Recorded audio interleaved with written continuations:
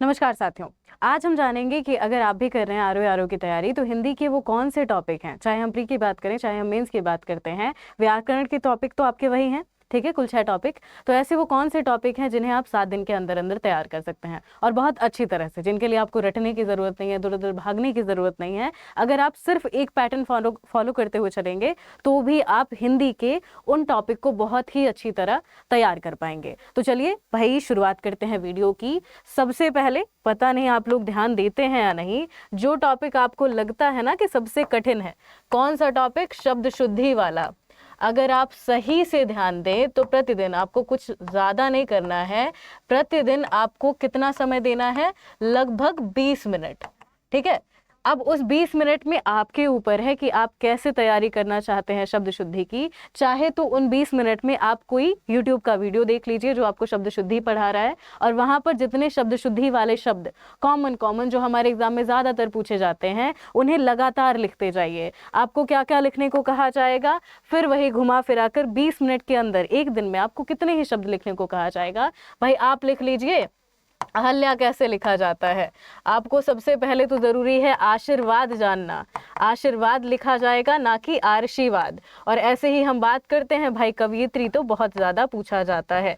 अब ये तो ऐसे शब्द हैं जो तो लगभग आपको रट गए होंगे, लेकिन जब नहीं आते थे तब इन शब्दों को देखना, इन शब्दों को पढ़ना, इनकी शुद्धता बताना भी कठिन लगता था।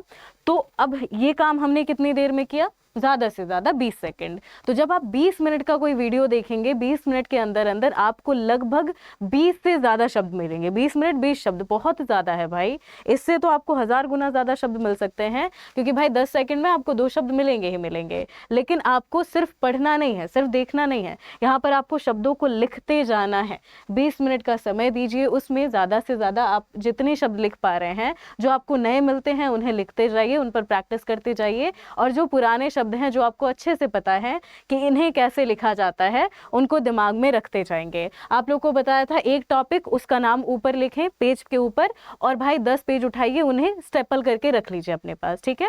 10 पेज के वो आपके नोट्स हैं। सबसे ऊपर लिखा आपने शब्द शुद्धि। शब्द शुद्धि के जितने भी शब्द आपको कठिन कठिन मिलते हैं, कुछ लंबा चौड़ा पैराग्राफ नहीं लिखना है, आपको सिर्फ शब्द की लिस्ट बनाते जाना है। वहां पर जितने ज्यादा शब्द लिखते जाएंगे उतना ज्यादा एग्जाम के टाइम पर आपको रिवीजन करने में हेल्प मिलेगी, ठीक है। तो शब्द शुद्धि आपको ऐसे तैयार करनी है।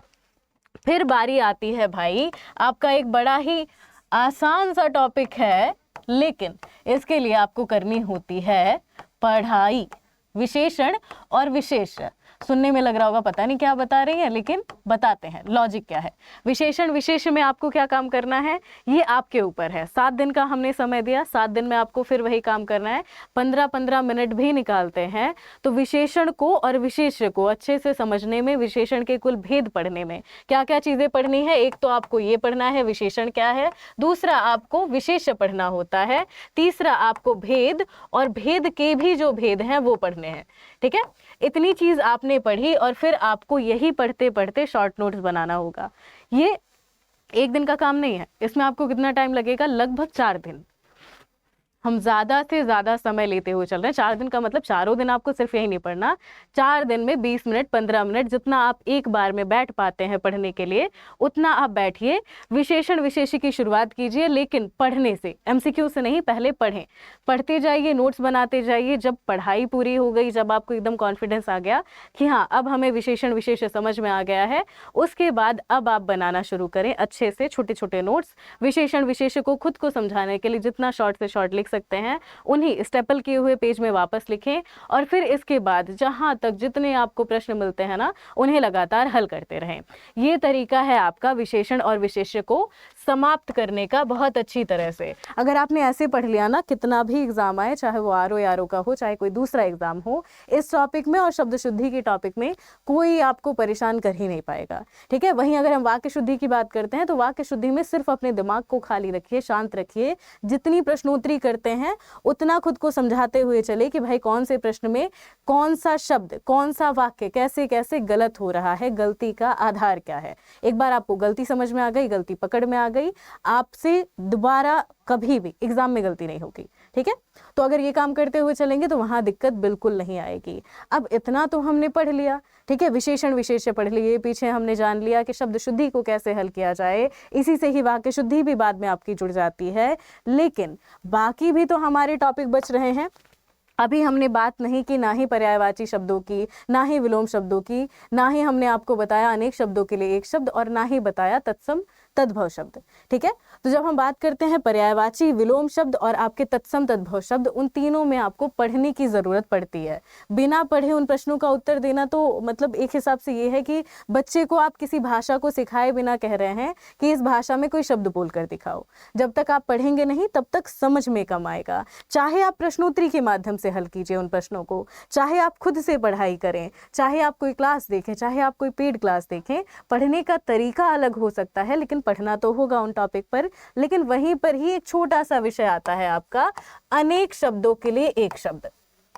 ठीक है, देखने में ये भी क्या लगता है कि भाई ये भी तो बड़ा टॉपिक है, इस पर भी तो दिमाग लगाना होता है।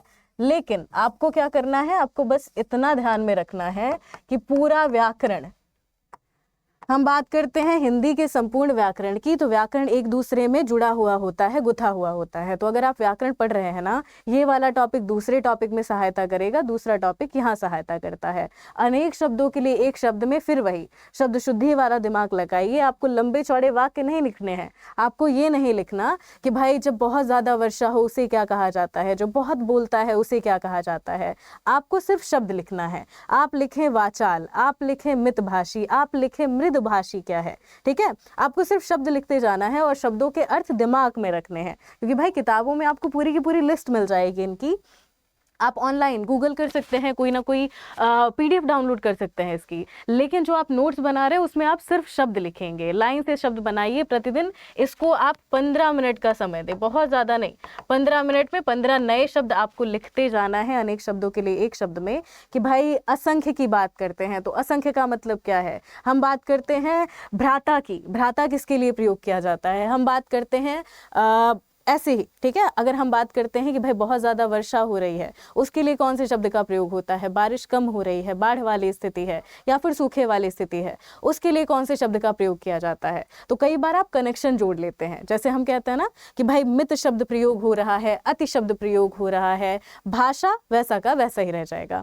वैसे ही उसके बाद हम बात करते हैं कि भाई अगर मैंने कहा किसी शब्द के लिए अगम्य, मैंने कहा दुर्गम, मैंने कहा अगम, तो अंतर कितना आया।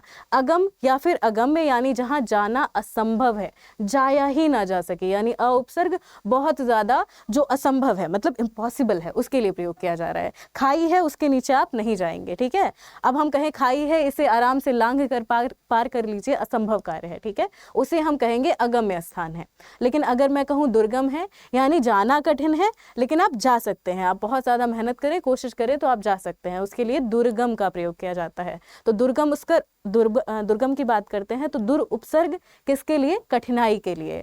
अ की बात करते हैं, अ उपसर्ग किसके लिए प्रयोग होता है, अ यानी जो असंभव है, इम्पॉसिबल है, किसी से आप जीत नहीं सकते, अजेय कहेंगे। किसी से जीतना कठिन है, दुर्जेय कहा जाएगा। किसी पर आप विजय प्राप्त कर सकते हैं, जेय कहा जाएगा। शब्द वैसे ही हैं, बस एक दूसरे से जुड़े हुए।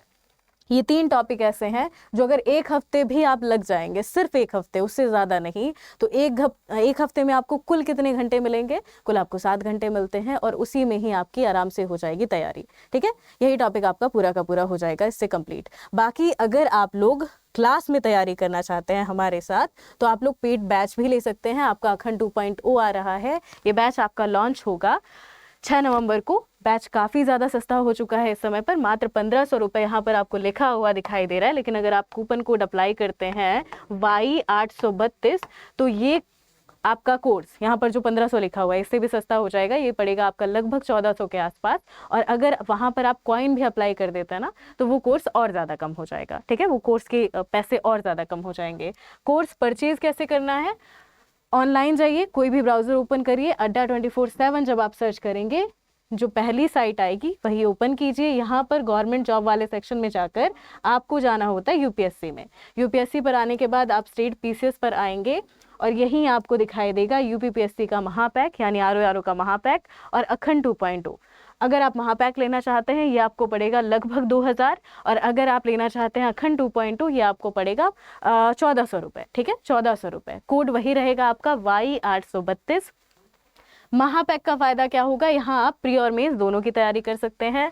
कोड अप्लाई कहाँ करेंगे, यहीं आपका एंटर कूपन का ऑप्शन आ जाएगा। बाय नाउ पर जाने के बाद यहीं पर ही आप अप्लाई करेंगे Y832 यानी Y832। ये अप्लाई करते ही जो यहाँ पर आपको 2300 दिखाई दे रहा है वो हो जाएगा 2100, और इससे भी ज़्यादा पैसे कम हो जाएंगे जब आप अपने ऐप से अड्डा 24/7 के ऐप से जब आप कोर्स परचेज करेंगे।